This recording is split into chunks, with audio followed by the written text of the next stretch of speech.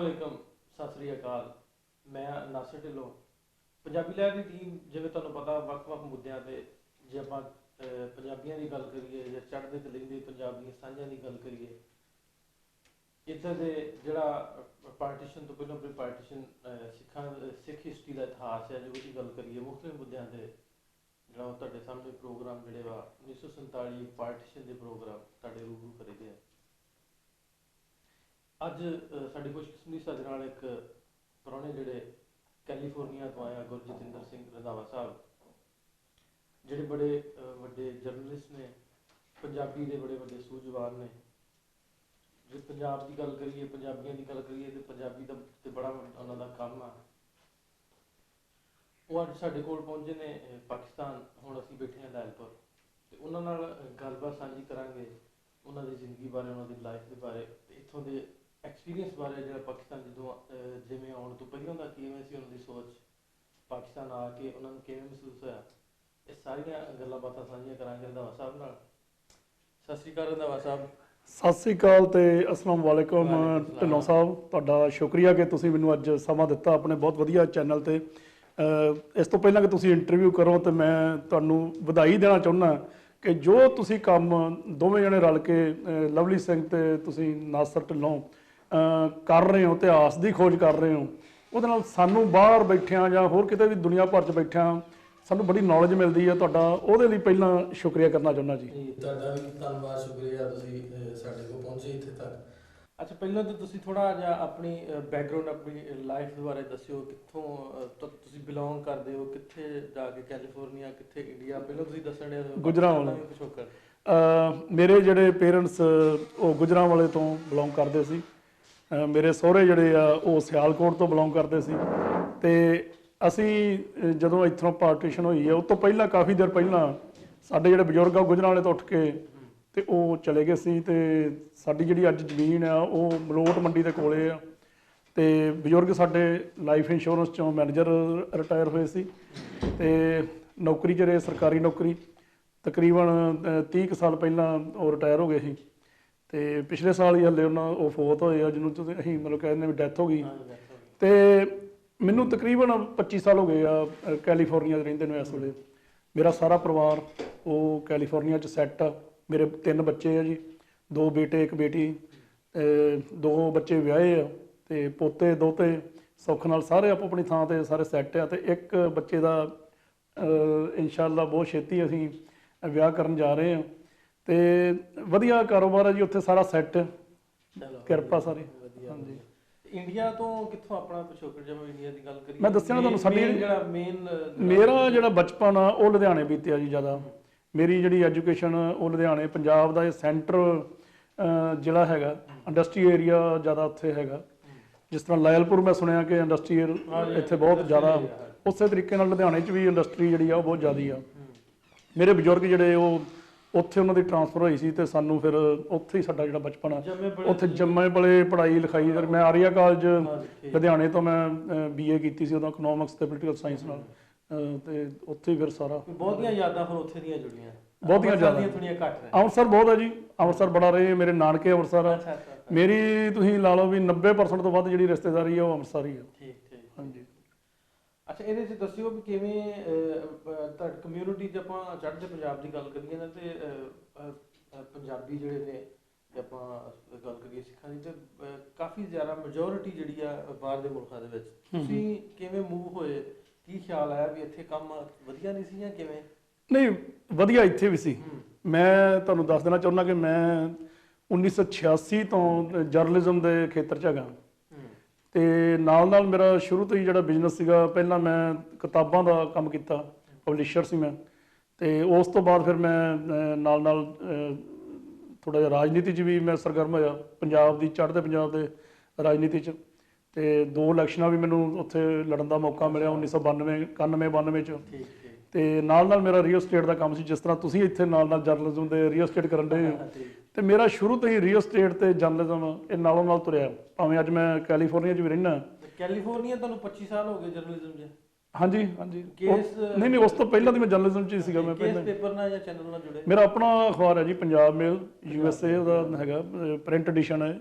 ਤੇ all over California ਜੇ ਉਹ ਗੁਰਮੁਖੀ ਸਾਡੇ ਕਿਉਂਕਿ ਚੱਲਦੀ ਆ ਮੈਨੂੰ ਪਤਾ ਕਿ ਇੱਧਰ ਜਿਹੜੀ ਪਾਕਿਸਤਾਨ ਚ ਸ਼ਾਹਮੁਖੀ ਆ ਤੇ ਸਾਡੇ ਜਿਹੜੀ ਉਹ ਗੁਰਮੁਖੀ ਆਮ ਤੌਰ ਤੇ ਬੋਲੀ ਜਾਂਦੀ ਆ ਤੇ ਜਾਂ ਪੜ੍ਹੀ ਜਾਂਦੀ ਆ। ਤੇ ਪਹਿਲੋਂ ਜੇ ਪਿਛਲੀ ਗੱਲ ਆਪਾਂ ਕਰੀਏ ਨਾ, ਜੇ ਅਸਲ 'ਚ ਬੇਸਿਕ ਚੀਜ਼ ਜਿਹੜੀ ਆਪਾਂ ਕਰਦੇ ਆ ਪਾਰਟੀਸ਼ਨ ਤੋਂ ਪਹਿਲਾਂ ਤੇ ਸਾਂਝਾ ਤੇ ਹੁਣ ਉਹਨਾਂ ਨੂੰ ਲੋਕਾਂ ਨੂੰ ਲਾਗੇ ਲਾਉਣ ਤੇ ਪਹਿਲੋਂ ਜਿਹੜੀ ਗੁਰਮੁਖੀ ਵੀ ਲੋਕ ਪੜ੍ਹਦੇ ਸੀ। ਮੈਂ ਆਪਣੇ ਦਾਦਾ ਜੀ ਦੀ ਗੱਲ ਦੱਸਾਂ, ਸਾਡੀ ਉਹਨਾਂ ਦੀਆਂ ਕਿਤਾਬਾਂ ਪਈਆਂ ਗੁਰਮੁਖੀ ਉਹਨਾਂ ਨੂੰ ਆਉਂਦੀ ਸੀ ਜੀ ਜੀ। ਤੇ ਜੇ ਆਪਾਂ ਉੱਧਰ ਦੀ ਗੱਲ ਕਰੀਏ, ਜਿਹੜੇ ਬਜ਼ੁਰਗ ਸਰਦਾਰ ਨੇ ਇੰਟਰਵਿਊ ਚੱਲਦੇ ਰਹਿੰਦੇ ਆ ਧਾਮੀ ਸਾਹਿਬ ਦੇ ਉਰਾਂ ਉਹਨਾਂ ਨੂੰ ਉਰਦੂ ਵੀ ਆਉਂਦੀ ਸੀ, ਪਹਿਲੋਂ ਸਾਰੀਆਂ ਪੜ੍ਹਦੇ ਸੀ। ਇਹ ਹੁਣ ਮਜ਼ਹਬ ਦੇ ਨਾਲ ਨਾਲ ਆਪਾਂ ਜ਼ਬਾਨਾਂ ਵੰਡ ਲਈ, ਜ਼ਬਾਨਾਂ ਨਹੀਂ ਵੰਡ ਲੀਆਂ। ਇੱਕ ਕੁਦਰਤੀ ਹੁੰਦਾ ਵੀ ਮਾਂ ਬੋਲੀ ਕਿਹਾ ਜਾਂਦਾ ਇਹਨੂੰ। ਮੇਰੇ ਬਜ਼ੁਰਗ ਤੁਸੀਂ ਹੁਣ ਜਿਸ ਤਰ੍ਹਾਂ ਦੱਸਿਆ ਕਿ ਤੁਹਾਡੇ ਬਜ਼ੁਰਗ ਗੁਰਮੁਖੀ ਪੜ੍ਹਦੇ ਰਹੇ, ਮੇਰੇ ਬਜ਼ੁਰਗ ਤੇ ਸ਼ਾਹਮੁਖੀ ਪੜ੍ਹਦੇ ਰਹੇ ਆ। ਉਹਨਾਂ ਨੇ ਕਿਉਂਕਿ ਉਹਨਾਂ ਦੀ ਐਜੂਕੇਸ਼ਨ ਜਿਹੜੀ ਸੀਗੀ ਉਹ ਸ਼ਾਹਮੁਖੀ ਤੇ ਇੰਗਲਿਸ਼ ਮੀਡੀਅਮ, ਉਹ ਦੋਵਾਂ ਜ਼ਬਾਨਾਂ 'ਚ ਉਹਨਾਂ ਦੀ ਮਹਾਰਤ ਹੈਗੀ ਸੀ।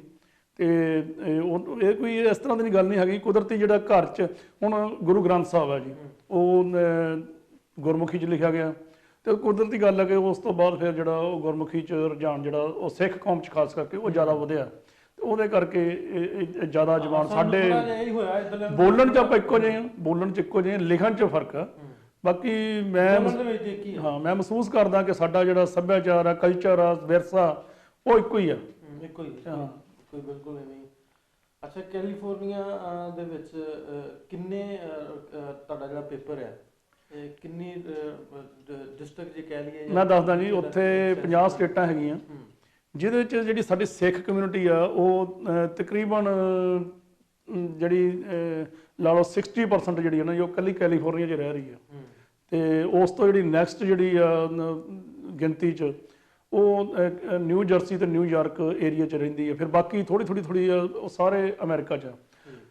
ਸਾਡਾ ਜਿਹੜਾ ਅਖਬਾਰ ਆ ਪ੍ਰਿੰਟ ਐਡੀਸ਼ਨ ਜਿਹੜਾ ਜਾਂਦਾ ਉਹ ਕੈਲੀਫੋਰਨੀਆ ਬੇਸਡ ਆ ਤੇ ਸੈਕਰਾਮੈਂਟੋ ਤੋਂ ਨਿਕਲਣ ਵਾਲਾ ਸਾਡਾ ਇਹ ਅਖਬਾਰ ਪਹਿਲਾ ਅਖਬਾਰ ਆ ਜਦੋਂ ਅਸੀਂ ਸ਼ੁਰੂ ਕੀਤਾ ਸੀ। ਤੇ ਮਤਲਬ ਜਿਹੜਾ ਵੀ ਗੁਰਮੁਖੀ ਪੜ੍ਹ ਸਕਦਾ ਨਾ ਉਸ ਘਰ 'ਚ ਇਹ ਅਖਬਾਰ ਪਹੁੰਚਦੀ ਹੈ। ਕਿਉਂਕਿ ਉੱਥੇ ਤੁਹਾਨੂੰ ਇੱਕ ਹੋਰ ਦੱਸ ਦਈਏ, ਬੜੀ ਇੰਟਰਸਟਿੰਗ ਗੱਲ ਹੈ ਕਿ ਅਖਬਾਰ ਬਿਲਕੁਲ ਫ੍ਰੀ ਜਾਂਦਾ। ਇਹ ਸਾਡਾ 36 ਜਾਂ 40 ਸਫ਼ਿਆਂ ਦਾ ਅਖਬਾਰ ਹੁੰਦਾ ਤੇ ਟੋਟਲ ਫ੍ਰੀ ਆ। ਤੇ ਅਸੀਂ ਜਿਹੜਾ ਉਹਦਾ ਖਰਚਾ ਪੂਰਾ ਕਰਦੇ ਉਹ ਐਡਵਰਟਾਈਜ਼ਮੈਂਟ ਹੁੰਦੀ ਆ, ਉਹਦੇ ਨਾਲ ਹੀ ਅਸੀਂ ਸਿਰਫ ਖਰਚਾ ਹੀ ਪੂਰਾ ਕਰਦੇ ਆ। ਉਹ ਇੱਕ ਬਿਜ਼ਨਸ ਨਹੀਂ ਹੈਗਾ। ਬਿਜ਼ਨਸ ਅਸੀਂ ਹੋਰ ਕਰਦੇ ਆ, ਮੇਰੇ ਗੈਸ ਸਟੇਸ਼ਨ ਆ ਜਾਂ ਮੇਰੇ ਰੀਅਲ ਸਟੇਟ ਦਾ ਕੰਮ ਆ, ਉਹ ਸਾਡਾ ਬਿਜ਼ਨਸ ਆ। ਤੇ ਇਹ ਅਸੀਂ ਮਤਲਬ ਜਿਸ ਤਰ੍ਹਾਂ ਵੀ ਇਹ ਹੁੰਦਾ ਵੀ ਬਾਹਰ ਰਹਿਣ ਕਰਕੇ ਸਾਡੀ ਜਿਹੜੀ ਕਮਿਊਨਿਟੀ ਆ ਉਹ ਘਾਟ ਮਹਿਸੂਸ ਕਰਦੀ ਆ। ਉਹਨਾਂ ਨੂੰ ਪਤਾ ਹੋਣਾ ਚਾਹੀਦਾ ਕਿ ਚੜ੍ਹਦੇ ਪੰਜਾਬ 'ਚ ਕੀ ਹੋ ਰਿਹਾ ਜਾਂ ਦੁਨੀਆ 'ਚ ਕੀ ਹੋ ਰਿਹਾ, ਹੋਰ ਸਿੱਖ ਕਿੱਥੇ ਕਿਤੇ ਕੀ ਕਰ ਰਹੇ ਆ। ਹੁਣ ਅੱਜ ਦਾ ਮੈਂ ਇੱਕ ਦੱਸ ਦਿੰਦਾ ਕਿ ਅੱਜ ਜਿਹੜਾ ਮੈਂ ਆਰਟੀਕਲ ਲਿਖ ਰਿਹਾ ਉਹ ਪਾਕਿਸਤਾਨ ਤੇ ਲਿਖ ਰਿਹਾ। ਜਿਹੜਾ ਇਸ ਵੀਕ ਦਾ ਜਿਹੜਾ ਇਸ਼ੂ ਆਏਗਾ ਉਹ ਮੈਂ ਪਾਕਿਸਤਾਨ ਦੀ ਆਪਣੇ ਥੋੜਾ ਜਿਹਾ ਜਿਹੜਾ ਇੱਧਰਲਾ ਐਕਸਪੀਰੀਅੰਸ ਉਹ ਤੇ ਲਿਖ ਰਿਹਾ ਜੀ, ਜਰਨੀ ਆਫ ਪਾਕਿਸਤਾਨ। ਹਾਂ, ਤੇ ਉਸੇ ਤਰੀਕੇ ਨਾਲ ਫਿਰ ਉੱਥੇ ਬੈਠੇ ਬੰਦਿਆਂ ਨੂੰ ਦੁਨੀਆ ਭਰ ਦੇ ਜਿਹੜੀਆਂ ਗੱਲਾਂ ਬਾਤਾਂ ਜਾਂ ਐਕਟੀਵਿਟੀਜ਼ ਆ ਉਹ ਪਤਾ ਲੱਗਦੀਆਂ ਰਹਿੰਦੀਆਂ ਵੀ ਉਸ ਕਰਕੇ ਇਹ ਅਖਬਾਰ ਹੋਣਾ ਉੱਥੇ ਬੜਾ ਜ਼ਰੂਰੀ ਸੀਗਾ। ਅੱਛਾ, ਤੁਸੀਂ ਜੁੜੇ ਜੇ ਇੱਕ ਐਸੇ ਅਦਾਰੇ ਨਾਲ, ਜਰਨਲਿਜ਼ਮ ਦੇ ਨਾਲ ਜਿਹੜਾ ਬਾਹਰ ਰਹਿੰਦਾ ਵਾ ਉਹ ਆਮ ਦੇ ਨਾਲ, ਅੱਛਾ ਕਿਵੇਂ ਪਾਇਆ ਜਾਂਦਾ ਵਾ ਹੁਣ ਪਾਕਿਸਤਾਨ ਦਾ ਜਿਸ ਤਰ੍ਹਾਂ ਕਰਤਾਰਪੁਰ ਦਾ ਕੋਰੀਡੋਰ ਖੁੱਲ ਰਿਹਾ ਜਾਂ ਅਸੀਂ ਜਿਵੇਂ ਪੰਜਾਬੀ ਦੀ ਟੀਮ ਕੋਸ਼ਿਸ਼ਾਂ ਕਰਦੀ ਆ ਵੀ ਯਾਰ ਲੋਕਾਂ ਦਾ ਆਪਸ 'ਚ ਇੰਟਰੈਕਸ਼ਨ ਹੋਵੇ, ਤੁਸੀਂ ਬਾਹਰ ਦੀ ਕਮਿਊਨਿਟੀ ਨਾਲ ਇੰਟਰੈਕਸ਼ਨ ਤੇ ਹੋਣੀ ਤੁਹਾਡੀ, ਉੱਧਰ ਦੇ ਲੋਕਲ ਜਿਹੜੇ ਹੈ ਕੈਲੀਫੋਰਨੀਆ ਦੇ, ਕਿਵੇਂ ਵੇਖਦੇ ਹੋ ਪਾਕਿਸਤਾਨ ਇੰਡੀਆ ਦੇ ਜਾਂ ਪੰਜਾਬੀਆਂ ਦੇ ਇਨ ਫਿਊਚਰ? ਬੜਾ ਵਧੀਆ ਸਵਾਲ ਕੀਤਾ ਜੀ ਤੁਸੀਂ। ਇਹ ਮੈਂ ਕਰਤਾਰਪੁਰ ਸਾਹਿਬ ਜਿਹੜਾ ਇਸ ਵੇਲੇ ਸਭ ਤੋਂ ਭਖਵਾਂ ਮਸਲਾ ਚੱਲ ਰਿਹਾ ਸਿੱਖ ਕੌਮ 'ਚ ਖਾਸ ਕਰਕੇ, ਉਹਦਾ ਫਾਇਦਾ ਜਿਹੜਾ ਇਹਨਾਂ ਦੇ ਸਮਝੌਤਾ ਹੋਇਆ ਉਹਦਾ ਫਾਇਦਾ ਸਿਰਫ ਤੇ ਸਿਰਫ ਭਾਰਤੀ ਸਿੱਖਾਂ ਨੂੰ ਹੋ ਰਿਹਾ। ਜਿਹੜੇ ਅਸੀਂ ਅਮਰੀਕਾ ਤੋਂ ਆ, ਕੈਨੇਡਾ ਤੋਂ ਆ ਜਾਂ ਇੰਗਲੈਂਡ ਤੋਂ ਆ ਜਾਂ ਹੋਰ ਕੰਟਰੀਜ਼ ਤੋਂ ਆਉਂਦੇ ਉਹਨਾਂ ਲਈ ਓਪਨ ਆ ਪਾਕਿਸਤਾਨ, ਸਾਨੂੰ ਉਹਦੇ ਨਾਲ ਕੋਈ ਫਰਕ ਨਹੀਂ ਪੈਣਾ। ਪਰ ਮੈਂ ਵਧਾਈ ਦੇਵਾਂਗਾ ਜਨਾਬ ਇਮਰਾਨ ਖਾਨ ਨੂੰ ਤੇ ਉਹਨਾਂ ਦੀ ਪੂਰੀ ਟੀਮ ਨੂੰ ਕਿ ਜਿਨ੍ਹਾਂ ਨੇ ਕਿ ਇਹ ਉਪਰਾਲਾ ਕੀਤਾ। ਗੱਲਬਾਤ ਬਹੁਤ ਪੁਰਾਣੀ ਚੱਲ ਰਹੀ ਸੀ ਤੇ ਨਵਜੋਤ ਸਿੰਘ ਸਿੱਧੂ ਹੋਰਾਂ ਨੇ ਉਧਰੋਂ ਜਿਹੜਾ ਕਹਿੰਦਾ ਵੀ ਲੋਹਾ ਗਰਮ 6 ਵੱਜ ਗਈ ਤੇ ਉਹ ਵਧੀਆ ਹੋ ਗਿਆ। ਇਹ ਕੋਈ ਨਾ ਕੋਈ ਚਾਹੀਦਾ ਸੀ। ਮੈਂ ਅੱਗੇ ਹੋਰ ਥੋੜਾ ਜਿਹਾ ਕਰਨਾ ਚਾਹੁੰਦਾ ਇਸ ਬਾਰੇ ਸਪਸ਼ਟੀਕਰਨ ਕਿ ਉਹ ਬੜਾ ਜ਼ਰੂਰੀ ਸੀਗਾ ਇਹ ਕਰਨਾ। ਜੇ ਕੋਈ ਗੱਲ ਨਾ ਕਰਦਾ ਹੋ ਸਕਦਾ ਗੱਲ ਤੁਰਦੀ ਨਾ, ਹਾਲੇ ਵੀ ਉਹ ਫਾਈਲਾਂ 'ਚ ਤੁਰੀ ਜਾਂਦੀ ਤੇ ਗੱਲ ਉਹ ਵਧੀਆ ਹੋ ਗਈ।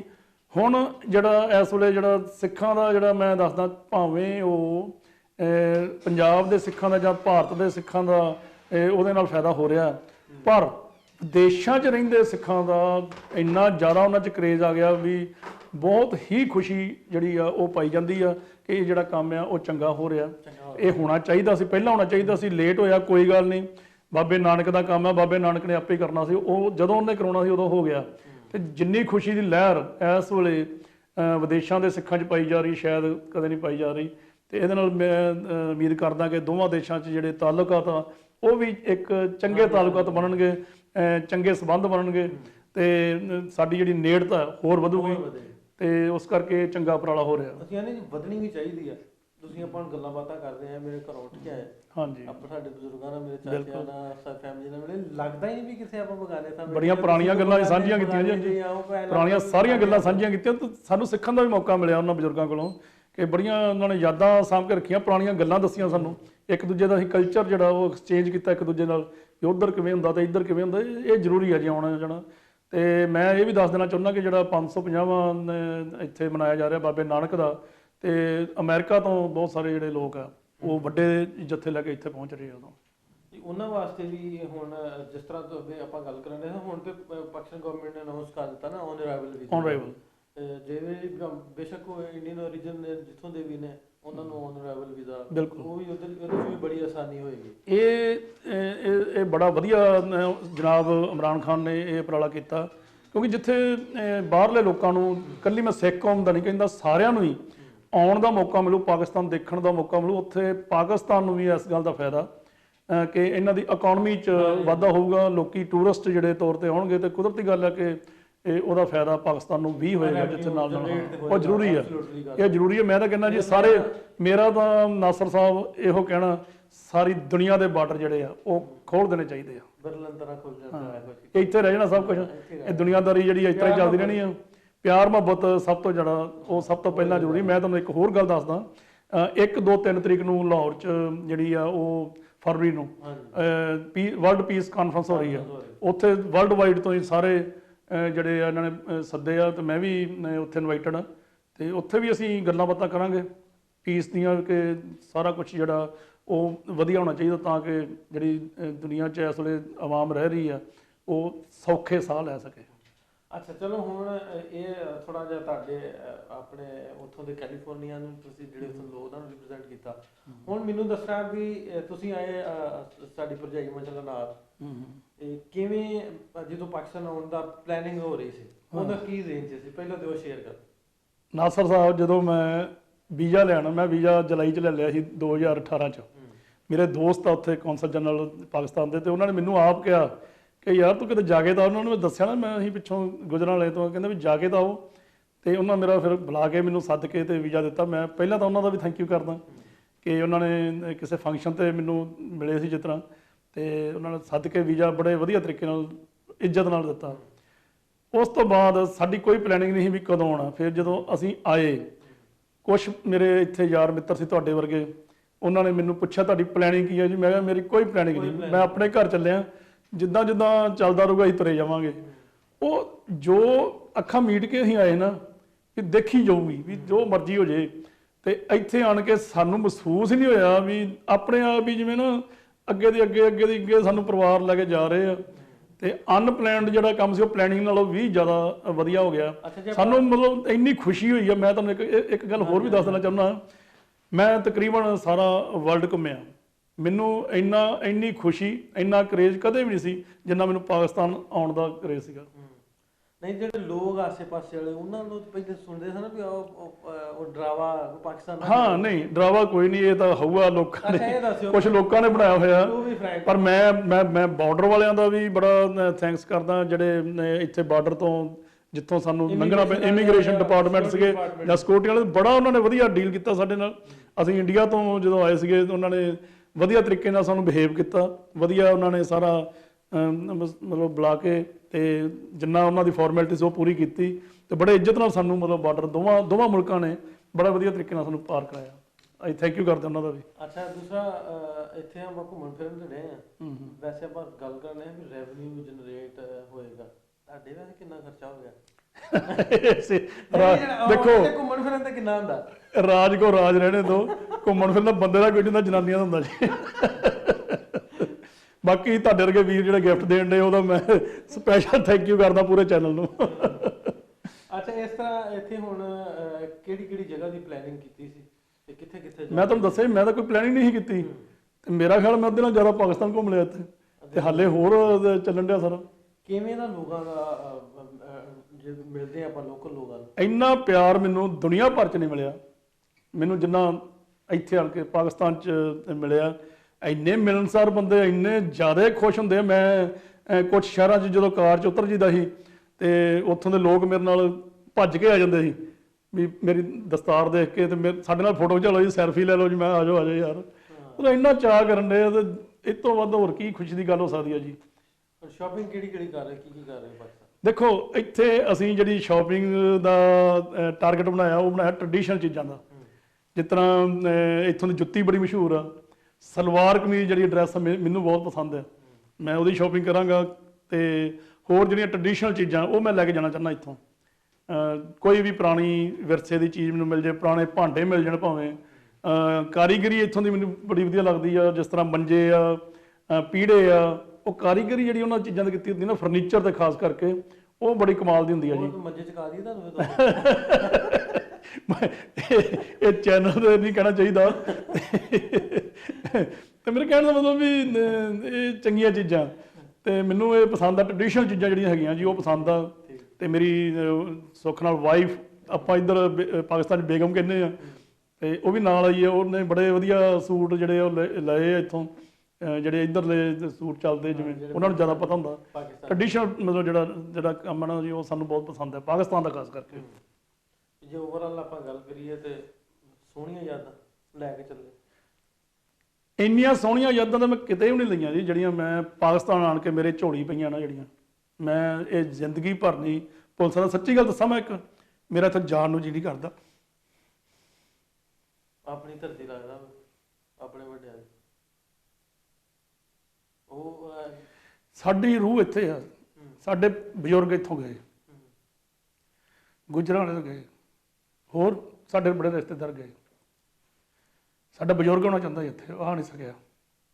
ਬਸ ਇਵੇਂ ਹੀ ਰੱਬ ਇਹ ਕੋਸ਼ਿਸ਼ਾਂ ਕਰਨ ਨੇ ਇਹ ਕਿ ਦੋਵਾਂ ਪਾਸੇ ਜਿਹੜਾ ਨਾ ਸੌਫਟ ਕਾਰਨਰ ਪੈਦਾ ਕੀਤਾ ਜਾਵੇ। ਉਹ ਕਮ ਸੇ ਕਮ ਅਸੀਂ ਆਨੇ ਵੀ ਹਿਸਟਰੀ 'ਚ ਰਿਵਰਸ ਗੇਅਰ ਨਹੀਂ ਹੁੰਦਾ, ਵੱਜ ਕੇ ਵੱਜੇ ਰਹਿਣ, ਲੇਕਿਨ ਲੋਕ ਤੇ ਆਉਣ ਜਾਣ, ਇੱਕ ਦੂਜੇ ਨੂੰ ਮਿਲਣ। ਅਸੀਂ ਚਾਹੁੰਦੇ ਹਾਂ ਕਿ ਬਾਰਡਰ ਖੁੱਲ ਜਾਣ, ਦੁਨੀਆ ਭਰ ਦੇ ਖੁੱਲ ਜਾਣ। ਇਹ ਨਹੀਂ ਕਹਿੰਦੇ ਇੱਕ ਮੁਲਕ ਦੇ ਖੁੱਲਣ, ਕਿਤੇ ਵੀ ਰੋਕ ਟੋਕ ਨਾ ਹੋਵੇ। ਜਦੋਂ ਇਹ ਧਰਤੀ ਬਣੀ ਉਦੋਂ ਕਿਹੜੇ ਬਾਰਡਰ ਹੁੰਦੇ ਤੇ ਕਿਹੜੀ ਹੁਕੂਮਤਾਂ ਹੁੰਦੀਆਂ ਸੀ, ਸਾਰਾ ਕੁਝ ਖੁੱਲ੍ਹਾ ਸੀ। ਤੇ ਬਸ ਅਸੀਂ ਕਹਿੰਦੇ ਵੀ ਆਵਾਜਾਈ ਜਿਹੜੀ ਹੈ ਨਾ ਜੀ, ਸਾਰਿਆਂ ਲਈ ਇੱਕੋ ਜਿਹੀ ਕਰ ਦਿੱਤੀ ਜਾਵੇ। ਠੀਕ ਆ, ਸਿਕਿਉਰਿਟੀ ਪਰਪਸ ਨੂੰ ਜੇ ਕਿਤੇ ਲੱਗਦਾ ਤੇ ਉੱਤੇ ਸਪੈਸ਼ਲ ਕੋਈ ਬੈਨ ਹੈਗਾ, ਜੇ ਕੋਈ ਹੈਗਾ, ਉਹਨੂੰ ਅਸੀਂ ਰੋਕ ਨਹੀਂ ਸਕਦੇ। ਪਰ ਆਮ ਪਬਲਿਕ ਨੂੰ ਇਹਦੇ ਲਈ ਮਤਲਬ ਆਉਣ ਜਾਣ ਜਿਹੜਾ ਉਹ ਹੋਣਾ ਚਾਹੀਦਾ ਹਰ ਮੁਲਕ 'ਚ। ਅਤੇ ਜਿਵੇਂ ਕਰਤਾਰਪੁਰ ਕੋਰੀਡੋਰ ਲਾਂਘਾ ਖੁੱਲ੍ਹ ਰਿਹਾ, ਮੈਂ ਆਪਣੀ ਜੇ ਗੱਲ ਕਰਾਂ ਤਾਂ ਮੈਂ ਨਾ ਵੀ ਜਿਹੜਾ ਇੱਕ ਹੀ ਰਸਤਾ ਨਹੀਂ ਖੁੱਲਿਆ, ਇਹ ਸਮਝੋ ਇੱਕ ਰਸਤਾ ਬਣ ਗਿਆ ਦੂਜੇ ਰਸਤੇ ਖੁੱਲਣ ਦਾ। ਬਿਲਕੁਲ ਜੀ, ਇਹ ਨੀਂਹ ਰੱਖੀ ਗਈ ਹੈ। ਤੇ ਇਹ ਜਿਹੜੀ ਕਹਿੰਦੇ ਨੇ ਇਮਾਰਤ ਪੂਰੀ ਨਾ ਇਹ ਬਣੇਗੀ ਆਸਤਾ ਆਸਤਾ, ਸਾਰੇ ਜਿਹੜੇ ਬਾਰਡਰ ਜਿਹੜੇ ਖੁੱਲਣਗੇ। ਤੁਹਾਡਾ ਕੀ ਵਿਚਾਰ ਹੈ? ਨਹੀਂ, ਬਿਲਕੁਲ ਇਹ ਬੜਾ ਵਧੀਆ ਉਪਰਾਲਾ ਕੀਤਾ ਗਿਆ ਦੋਵਾਂ ਸਰਕਾਰਾਂ ਵੱਲੋਂ, ਚੰਗਾ ਉਪਰਾਲਾ। ਤੇ ਇਹਦੇ ਨਾਲ ਰਸਤੇ ਵੀ ਖੁੱਲਣਗੇ, ਦਿਲਾਂ ਦੇ ਰਾਹ ਵੀ ਖੁੱਲਣਗੇ, ਹੋਰ ਵੀ ਬਹੁਤ ਸਾਰੇ ਜਿਹੜੇ ਮਸਲੇ ਆ ਉਹ ਹੱਲ ਹੋਣ ਦੀ ਇਹਦੇ ਨਾਲ ਸੰਭਾਵਨਾ ਹੈਗੀ ਆ। ਤੇ ਜਿਹੜਾ ਕੰਮ ਪੀਸ ਨਾਲ, ਸ਼ਾਂਤੀ ਨਾਲ ਹੋ ਜੇ, ਤੇ ਬੰਬਾਂ 'ਚ ਕੁਛ ਨਹੀਂ ਪਿਆ, ਬੰਦੂਕਾਂ 'ਚ ਕੁਛ ਨਹੀਂ ਪਿਆ, ਲੜਾਈਆਂ 'ਚ ਕੁਛ ਨਹੀਂ ਪਿਆ, ਇਹਨਾਂ ਤੋਂ ਬਚੋ।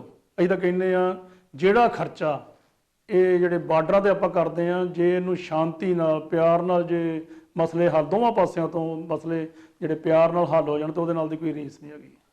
ਬਹੁਤ ਵਧੀਆ। ਅੱਛਾ ਇਹ ਦੱਸੋ, ਹੁਣ ਆਖਰੀ ਆਪਾਂ ਕੁਛ ਨੂੰ ਕਲੋਜ਼ ਕਰਨ ਵਾਲੇ ਪਾਸੇ ਜਾਈਏ, ਕਿ ਜੇ ਹੁਣ ਜਦੋਂ ਜਾਣਾ ਇੰਡੀਆ ਤੇ ਉਸ ਤੋਂ ਬਾਅਦ ਜਾਣਾ ਅਮਰੀਕਾ, ਜਿਹੜੀ ਇੱਧਰ ਨੂੰ ਆਉਣਾ ਚਾਹੁੰਦੇ ਨੇ ਲੋਕ, ਜਿਨ੍ਹਾਂ ਦਾ ਦਿਲ ਕਰਦਾ ਆਉਣ ਨੂੰ, ਲੇਕਿਨ ਅੰਦਰੋਂ ਥੋੜਾ ਜਿਹਾ ਯਾਰ ਕਿਵੇਂ ਜਾਣਾ, ਕਿਵੇਂ ਵੀਜ਼ਾ ਲੈਣਾ, ਉਹਨਾਂ ਨੂੰ ਕੀ ਸੁਣਾ? ਪਤਾ ਕੀ ਹੈ, ਜਿਹੜਾ ਤਾਂ ਜੀ ਅਮਰੀਕਾ 'ਚ ਖਾਸ ਤੌਰ ਤੇ ਮੈਂ ਕਹਿਣਾ ਚਾਹੁੰਦਾ, ਉੱਥੇ ਕੋਈ ਔਖਾ ਨਹੀਂ ਹੈਗਾ ਵੀਜ਼ਾ ਲੈਣਾ ਪਾਕਿਸਤਾਨ ਲਈ, ਉਹ ਦੇ ਦਿੰਦੇ ਆ। ਖਾਸ ਕਰਕੇ ਸਾਡੀ ਸਿੱਖ ਕਮਿਊਨਿਟੀ ਨੂੰ ਉੱਧਰ ਬਹੁਤ ਫਾਇਦਾ, ਉਹ ਵੈਲਕਮ ਕਰਦੇ ਜਦੋਂ ਜਾਂਦੇ ਅੰਬੈਸੀ 'ਚ ਵੀ ਤੁਸੀਂ ਕੋਈ ਨਹੀਂ ਜਾਓ, ਤੁਹਾਡੇ ਉੱਥੇ ਸਾਡੇ ਧਰਮ ਇੱਧਰ ਸਾਰੇ ਗੁਰੂ ਘਰ ਇੱਧਰ ਆ, ਬਾਬਾ ਨਾਨਕ ਸਾਡਾ ਇੱਥੇ ਦਾ 6ਵੇਂ ਪਾਤਸ਼ਾਹੀ 5ਵੇਂ ਪਾਤਸ਼ਾਹੀ ਸਾਰੇ ਗੁਰੂ ਘਰ ਇੱਧਰ ਆ। ਤੇ ਉਸ ਕਰਕੇ ਉਹਨਾਂ ਨੂੰ ਪਤਾ ਸਾਡੇ ਦਿਲਾਂ ਤੇ ਕੀ ਗੁਜ਼ਰਦੀ ਆ, ਤੇ ਉਸ ਕਰਕੇ ਉਹ ਕੋਈ ਜ਼ਿਆਦਾ ਨਹੀਂ ਸਾਨੂੰ ਰੋਕ ਟੋਕ ਕਰਦੇ। ਆਪਾਂ ਗੱਲ ਕਰਨੀ ਸੀ ਵੀ ਜਿਹੜੇ ਲੋਕ ਇੱਧਰ ਨੂੰ ਆਉਣਾ ਚਾਹੁੰਦੇ ਨੇ, ਅਮਰੀਕਨ ਜਾਂ ਇੰਡੀਅਨ ਜਾਂ ਕੈਨੇਡੀਅਨ, ਉਹਨਾਂ ਲੋਕਾਂ ਨੂੰ ਕੀ ਸੁਨਾਮ ਵੀ ਜੇ ਆਪਾਂ ਸਿਕਿਉਰਿਟੀ ਪਰਪਸ ਨੂੰ ਗੱਲ ਕਰੀਏ ਜਾਂ ਵੀਜ਼ਾ ਲੈਣ ਵੱਲੋਂ ਗੱਲ ਕਰੀਏ? ਜਿਹੜੀ ਤਾਂ ਕੈਲੀਫੋਰਨੀਆ ਰਿਲੇਟਡ ਉੱਥੋਂ ਦੀ ਐਮਬੈਸੀ ਹੈਗੀ ਆ, ਕੌਂਸੂਲੇਟ ਆਫਿਸ ਉੱਥੋਂ ਦਾ ਬੜਾ ਵਧੀਆ ਬਿਹੇਵ ਆ। ਕੋਈ ਵੀ ਸਿੱਖ ਕਮਿਊਨਿਟੀ 'ਚ ਜਾਂਦਾ ਉੱਥੇ ਉਹਨਾਂ ਨੂੰ ਬੜੇ ਇੱਜ਼ਤ ਨਾਲ ਜਿਹੜਾ ਉਹ ਵੀਜ਼ਾ ਦਿੱਤਾ ਜਾਂਦਾ, ਕਿਉਂਕਿ ਸਾਡੇ ਸਾਰੇ ਤਕਰੀਬਨ ਪਹਿਲੇ ਪਾਤਸ਼ਾਹ ਬਾਬਾ ਨਾਨਕ, ਫਿਰ ਪੰਜਵੇਂ ਪਾਤਸ਼ਾਹ, ਛੇਵੇਂ ਪਾਤਸ਼ਾਹ ਤੋਂ ਇਲਾਵਾ ਹੋਰ ਵੀ ਬਹੁਤ ਸਾਰੀਆਂ ਇਤਿਹਾਸਕ ਥਾਵਾਂ, ਜਿਵੇਂ ਮੈਂ ਕੱਲ ਦੇਖ ਕੇ ਆਇਆ ਜੀ ਸ਼ਹੀਦ ਭਗਤ ਸਿੰਘ ਦੇ ਉਹਨਾਂ ਦਾ ਵੀ ਇੱਥੇ ਜੱਦੀ ਘਰ ਜਿਹੜਾ ਉਹ ਇੱਥੇ ਆ। ਹੋਰ ਇਸ ਤੋਂ ਇਲਾਵਾ ਮਹਾਰਾਜਾ ਰਣਜੀਤ ਸਿੰਘ ਦਾ ਸਾਰਾ ਇੱਥੇ ਪਿਆ ਹੋਇਆ, ਉਹਨਾਂ ਦੀਆਂ ਪੁਰਾਣੀਆਂ ਇਮਾਰਤਾਂ ਬਣੀਆਂ ਜਾਂ ਹੋਰ ਕੁਛ, ਬੜਾ ਵੱਡਾ ਜ਼ਿਆਦਾ ਇਤਿਹਾਸ ਆ ਇੱਥੇ। ਤੇ ਪਬਲਿਕ ਵੀ ਜਿਹੜੀ ਆ ਉਹ ਚਾਹੁੰਦੀ ਹੈ ਕਿ ਅਸੀਂ ਦੇਖਣ ਜਾਈਏ, ਤੇ ਵਤੀਰਾ ਜਿਹੜਾ ਇਹਨਾਂ ਦਾ ਬਹੁਤ ਵਧੀਆ ਹੈਗਾ। ਅਸੀਂ ਥੈਂਕਸ ਕਰਦੇ ਹਾਂ ਸਪੈਸ਼ਲ ਤੌਰ ਤੇ ਕਿ ਸਾਨੂੰ ਜਿਹੜਾ ਬਹੁਤ ਸੌਖਾ ਜਿਹੜਾ ਉੱਥੇ ਵੀਜ਼ਾ ਮਿਲ ਜਾਂਦਾ। ਜਤਿੰਦਰ ਸਿੰਘ ਰੰਧਾਵਾ ਸਾਹਿਬ ਨਾਲ ਆਪਾਂ ਗੱਲਾਂ ਬਾਤਾਂ ਕਰਦੇ ਸਾਂ, ਗੱਲਾਂ ਬਾਤਾਂ ਦੇ ਹੋਰ ਬਹੁਤੀਆਂ ਜੇ ਕਰਦੇ ਰਹੀਏ ਤੇ ਘੰਟੇ ਲੰਘ ਜਾਣ, ਟਾਈਮ ਸਾਨੂੰ ਬਹੁਤ ਜ਼ਿਆਦਾ ਚਾਹੀਦਾ, ਲੇਕਿਨ ਟਾਈਮ ਦੀ ਘਾਟ ਕਰਕੇ ਆਪਾਂ ਇਹਨੂੰ ਕਲੋਜ਼ ਕਰਾਂਗੇ। ਤੁਹਾਡਾ ਬਹੁਤ ਧੰਨਵਾਦ, ਤੁਸੀਂ ਆਏ, ਬਹੁਤ ਸ਼ੁਕਰੀਆ ਤੁਹਾਡਾ। ਉਧਰ ਦੀ ਆਪਾਂ ਬੋਲੀਏ ਤੇ ਇੱਧਰ ਦੀ ਵੀ ਬੋਲੀਏ, ਸ਼ੁਕਰੀਆ ਤੁਹਾਡਾ, ਤੁਸੀਂ ਇੱਥੇ ਪੁੱਜੇ, ਸਾਡੇ ਕੋਲ ਪਹੁੰਚੇ। ਹੋਪਫੁਲੀ ਤੁਹਾਡਾ ਜਿਹੜਾ ਮੈਸੇਜ ਹੈ, ਤੁਹਾਡਾ ਜਿਹੜਾ ਸੁਨਾਹ ਹੈ, ਇਹ ਪੂਰੀ ਦੁਨੀਆ ਦੇ ਵਾਸਤੇ ਜਿਹੜੇ ਪੰਜਾਬੀ ਨੇ, ਜੇ ਆਪਾਂ ਇੰਡੀਅਨ ਓਰੀਜਨ ਦੀ ਜੇ ਸਿੱਖ ਬਰਾਦਰੀ ਦੀ ਗੱਲ ਕਰੀਏ, ਉਹਨਾਂ ਤੱਕ ਪਹੁੰਚੇਗਾ। ਇੱਥੇ ਅਸੀਂ ਗੱਲ ਕਰਦੇ ਹਾਂ, ਕੋਈ ਐਸਾ ਸਿਕਿਉਰਿਟੀ ਇਸ਼ੂ ਨਹੀਂ ਹੈ, ਬੜਾ ਵਧੀਆ ਪੰਜਾਬੀ ਜਿਹੜੇ ਬੜਾ ਪਿਆਰ ਕਰਦੇ ਆ, ਜਦੋਂ ਪਗੜੀ ਵੇਖਦੇ ਉਹ ਖੁਸ਼ ਹੋ ਜਾਂਦੇ ਆ ਕਿ ਸੈਲਫੀਆਂ ਬਣਾਉਂਦੇ, ਤਸਵੀਰਾਂ ਬਣਾਉਂਦੇ ਆ। ਸੋ ਸਾਰੇ ਲੋਕ ਜਿਹੜੇ ਇੱਧਰ ਨੂੰ ਆਉਣਾ ਚਾਹੁੰਦੇ ਨੇ, ਜ਼ਰੂਰ ਆਓ, ਆ ਕੇ ਵੇਖੋ, ਆਪਣੇ ਐਕਸਪੀਰੀਅੰਸ ਜਿਹੜੇ ਆ ਉਹ ਇੱਥੇ ਕਰੋ ਆ ਕੇ। ਜੇ ਆਪਾਂ ਗੱਲ ਕਰੀਏ, ਮੈਂ ਪਹਿਲਾਂ ਸਟਾਰਟ ਦੀ ਗੱਲ ਕੀਤੀ ਸੀ ਵੀ ਸਿੱਖ ਹਿਸਟਰੀ ਦੀ 80% ਜਿਹੜੀਆਂ ਇਤਿਹਾਸਿਕ ਨੇ ਬਿਲਡਿੰਗਾਂ ਨੇ ਜਾਂ ਗੁਰਦੁਆਰੇ ਨੇ ਇੱਥੇ ਨੇ। ਤੁਸੀਂ ਆਓ, ਲੋਕ ਆਉਣਗੇ ਇੱਧਰ ਨੂੰ, ਤੇ ਉਹਨਾਂ ਬਿਲਡਿੰਗ ਦੀ, ਉਹਨਾਂ ਗੁਰਦੁਆਰਿਆਂ ਦੀ ਟੇਕ ਕੇਅਰ ਜਿਹੜੀ ਉਹ ਹੋ ਸਕੇਗੀ। ਅਦਰਵਾਈਜ਼ ਜੇ ਆਪਾਂ ਗੱਲ ਕਰੀਏ ਵੀ ਇੱਥੇ ਬਹੁਤ ਘੱਟ ਗਿਣਤੀ ਜੇ ਸਿੱਖ ਨੇ, ਤੇ ਉਹ ਜਿਹੜੇ ਗੁਰਦੁਆਰੇ ਦੀਆਂ ਬਿਲਡਿੰਗਾਂ ਨੇ ਉਹ ਬੜੀ ਵੱਡੀ ਤਾਦਾਦ 'ਚ ਨੇ, ਉਹ ਸਾਰਿਆਂ ਦੀ ਟੇਕ ਕੇਅਰ ਨਹੀਂ ਹੋ ਸਕਦੀ। ਇੱਥੋਂ ਦੇ ਜਿਹੜੇ ਰਹਿਣ ਵਾਲੇ ਵਾਸੀ ਲੋਕ ਨੇ ਉਹ ਵੀ ਉਹਨਾਂ ਜਗ੍ਹਾ ਨੂੰ ਸੇਵ ਕਰਨਾ ਚਾਹੁੰਦੇ, ਲੇਕਿਨ ਇਹਦੇ ਵਿੱਚ ਵੇਖੋ, ਅਗਰ ਉਹਨਾਂ ਨੂੰ ਉੱਥੇ ਕੋ ਆਵੇਗਾ, ਆ ਕੇ ਕੀ ਕਹਿੰਦੇ ਆ, ਕਾਰ ਸੇਵਾ ਪੈਸੇ ਕੋ ਆ ਕੇ ਉੱਥੇ ਵਿਜ਼ਿਟ ਕਰਨ, ਤੇ ਫਿਰ ਹੀ ਲੋਕਾਂ ਦੀ ਅਟਰੈਕਸ਼ਨ ਹੋਵੇ ਵੀ ਯਾਰ ਇੱਥੇ ਲੋਕ ਆਉਂਦੇ ਆ, ਜਾਂ ਸੇਵਾ ਆਪਣੇ ਹੱਥੀਂ ਵੀ ਲਈ ਜਾ ਸਕਦੀ। ਬਹੁਤ ਸਾਰੇ ਇੱਥੇ ਇਸ ਤਰ੍ਹਾਂ ਦੇ ਗੁਰੂ ਘਰ ਹੈਗੇ ਆ ਜਿੱਥੇ ਇੰਗਲੈਂਡ ਦੀ ਸੰਗਤ ਵੱਲੋਂ ਵੀ ਜਿਹੜਾ ਉਹ ਕੰਮ ਕਰਵਾਇਆ ਜਾ ਰਿਹਾ। ਨਨਕਾਣਾ ਸਾਹਿਬ ਮੈਂ ਦੇਖ ਕੇ ਆਇਆ, ਸੇਵ ਕੀਤਾ ਜਾਵੇ। ਬਾਬਾ ਜਗਤਾਰ ਸਿੰਘ ਬੜਾ ਵਧੀਆ ਕੰਮ ਕਰ ਰਹੇ ਆ, ਉਹ ਵਧੀਆ ਬਿਲਡਿੰਗਾਂ ਬਣਾ ਰਹੇ। ਹੋਰ ਵੀ ਕਾਰ ਸੇਵਾ ਜਿਹੜੀ ਉਹ ਬਾਬੇ ਜਿਹੜੇ ਉਹ ਕਰ ਰਹੇ ਇੱਥੇ।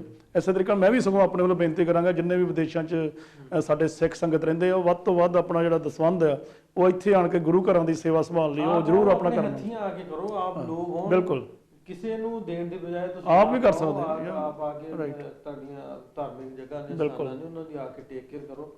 ਸੋ ਜਿਹੜੇ ਵੀ ਲੋਕ ਉੱਧਰੋਂ ਆਉਂਦੇ ਨੇ, ਉਹਨਾਂ ਨਾਲ ਆਪਾਂ ਗੱਲਾਂ ਬਾਤਾਂ ਜਿਹੜੀਆਂ ਸ਼ੇਅਰ ਕਰਕੇ ਤੁਹਾਡੇ ਤੱਕ ਪਹੁੰਚਾਈ ਦੀਆਂ, ਉਹਨਾਂ ਨੂੰ ਕਵਰ ਕਰਕੇ ਇੱਕ ਪਿਆਰ ਮੁਹੱਬਤ ਅਮਨ ਦਾ ਜਿਹੜਾ ਸੁਨਾਹ ਸਾਰੀ ਦੁਨੀਆ ਤੱਕ ਪਹੁੰਚਾਉਣ ਦੀ ਕੋਸ਼ਿਸ਼ ਕਰੀਦੀ ਹੈ।